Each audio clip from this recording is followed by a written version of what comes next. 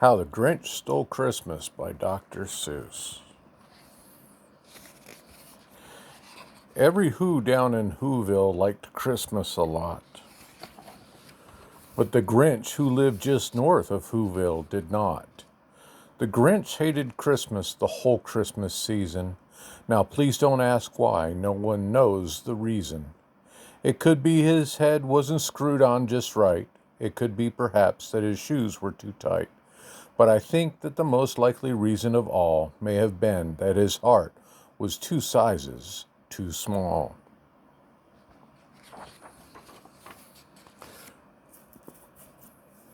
But whatever the reason, his heart or his shoes, he stood there on Christmas Eve, hating the Whos, staring down from his cave with a sour, grinchy frown, and the warm lighted windows below in their town. For he knew every Who down in Whoville beneath was busy now hanging mistletoe wreath. And they're hanging their stockings, he snarled with a sneer. Tomorrow is Christmas, it's practically here. Then he growled with his grinchy fingers nervously drumming, I must find some way to stop Christmas from coming. For tomorrow he knew, with all the Who girls and boys would wake bright and early. They'd rush for their toys, and then, oh the noise, noise, noise, noise. That's the one thing he hated, the noise, noise, noise, noise.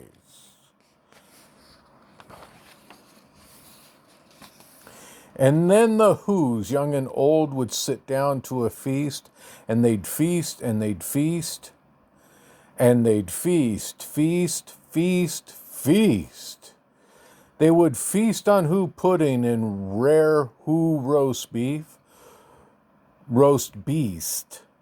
which is something the Grinch couldn't stand in the least. And then they'd do what he liked least of all. Every Who down in Whoville, the tall and the small, would stand close together with Christmas bells ringing. They'd stand hand in hand with the Whos would start singing.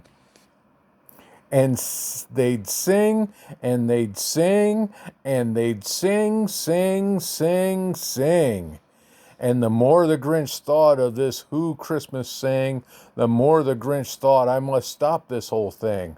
Why, for 53 years I put up with it now. I must stop this Christmas from coming. But how? And then he got an idea. An awful idea. The Grinch got a wonderful, awful idea. I know just what to do, the Grinch laughed in his throat. And he made a quick Santa Claus hat and a coat. And he chuckled and he clucked. And what a great Grinchy trick. With this coat and this hat, I'd look just like St. Nick. And all I need is a reindeer, and the Grinch looked around. But since reindeer are scarce, there was none to be found. Did that stop the old Grinch? No, the Grinch simply said, if I can't find a reindeer, I'll make one instead. So he called his dog Max, and he took some red thread, and he tied a big horn on top of his head. Oh, look what he's done to Max. Tied that. Now. Then he loaded some bags and some old empty sacks on a ramshackle sleigh, and he hitched up old Max. And then Grinch said, giddy up! And the sleigh started down toward the homes where the Whos lay a snooze in their town. All their windows were dark, quiet snow filled the air. All the Whos were all dreaming sweet dreams without care. When he came to the first little house on the square, this is stop number 1, the old Grinchy Claus hissed. And then he climbed up to the roof with empty bags in his fist. Then he slid down the chimney, a rather tight pinch. But if Santa could do it, then so could the Grinch. He got stuck only once for a moment or two, and then he stuck his head out of the fireplace flue, where the little Who stockings all hung in a row. These stockings, he grinned, are the first things to go. Oh.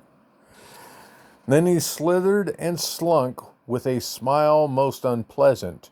Around the whole room he took every present. Pop guns and bicycle, roller skates, drums, checkerboards, tricycles, popcorn and plums. He stuffed them in a bag, and then the Grinch very nimbly stuffed all the bags one by one up the chimney. Then he slunk to the icebox, and he took the Who feast. He took the Who pudding, he took the roast beast. He cleaned out the icebox as quick as a flash. Why, that Grinch even took their last can of Who hash. Not the last can. Oh. And then he stuffed all the food up the chimney with glee. And now, grinned the Grinch, I will stuff up the tree. And the Grinch grabbed the tree and he started to shove when he heard a small sound like the coo of a dove. He turned around fast and he saw a small Who. Little Cindy Lou Who was not more than 2. The Grinch had been caught by this tiny Who daughter, who'd gotten out of bed for a cup of cold water. She stared at the Grinch and said, Santa Claus, why are you taking our Christmas tree? Why? But you know what that old Grinch was so smart and so slick? He thought up a lie, and he thought it up quick. Why, my sweet little tot, the fake Santa Claus lied. There's a light on this tree that just won't light on one side. So I'm taking it home to my workshop, my dear. I'll fix it up there, and then I'll bring it back here. And his fib fooled the child, and he patted her head, and he got her a drink and sent her to bed. And then when Cindy Lou Who went to bed with her cup, he went to the chimney and stuffed the tree up. And the last thing he took was the log for their fire. Then he went up the chimney himself, the old liar. On their walls he left nothing but hooks and some wire, and one speck of food that he left in the house was a crumb that was even too small for a mouse. Then he did the same thing to the other Who's houses, leaving crumbs too small for other Who's mouses. Look at the little crumb. Itty bitty. It was 1:15 dawn, all the Who's still in bed, all the Who's still a snooze when he packed up his sled. He packed it up with their presents, the ribbons, the wrappings, the tags and the tinsel, the trimmings and the trappings. 3,000 feet up the side of Mount Crumpet, he rode with his load to the tip-top to dump it. Pooh-pooh to the Who's, he was grinchiously humming. They're finding out now there's no Christmas is coming. They're just waking up. I know just what they'll do. Their mouths will hang open a minute or two, and then the Who's down in the Whoville will all cry boo-hoo.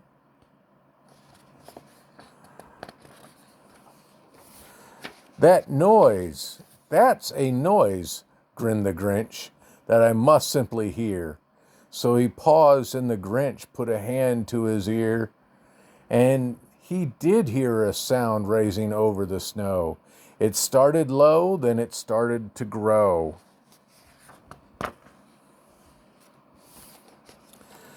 But the sound wasn't sad. Why, the sound sounded merry. It couldn't be so, but it was merry, very. stared down at Whoville. The Grinch popped his eyes. Then he shook what he saw. What he saw was a shocking surprise.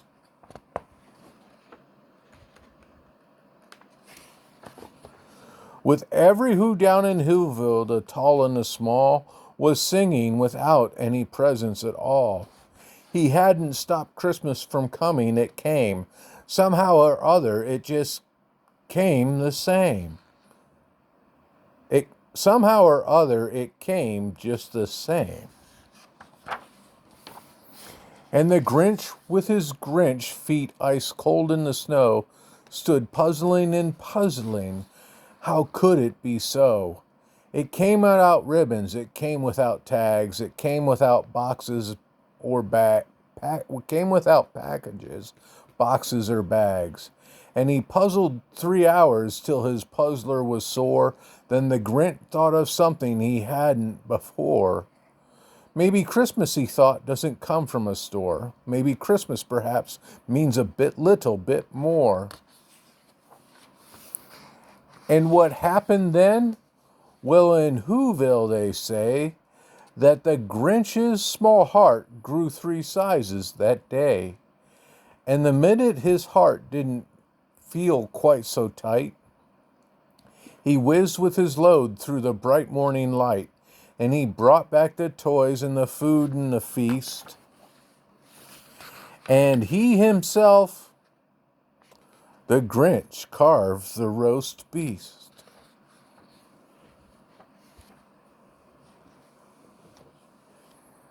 Have a good night.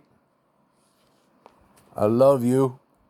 This was special just for Isaiah.